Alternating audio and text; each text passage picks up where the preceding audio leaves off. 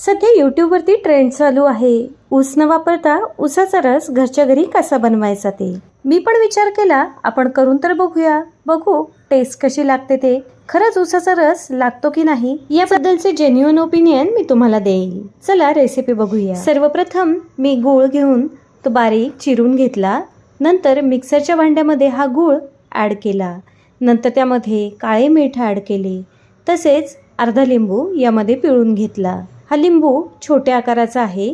आपल्या आवडीनुसार या लिंबूचे प्रमाण आपण कमी जास्त करू शकता. नंतर त्यामध्ये 1 ग्लास थंड पाणी ॲड केले. तसेच 4 आईस क्यूब्स देखील ॲड केल्या. मिक्सरचे झाकण बंद केले व मिक्सरवरती हे मिश्रण फिरवून घेतले. चला आता मिक्सरवरती हे मिश्रण व्यवस्थित मिक्स झालेले आहे. मिश्रण व्यवस्थित मिक्स झाल्यावरती ग्लासमध्ये सर्व करावे. खरं सांगू का, याला ऊसाची रसाची नाही पण आंब्याच्या पन्ह्याची चव नक्की आली. तुम्ही पण नक्की ट्राय करून बघा. Like, share, subscribe.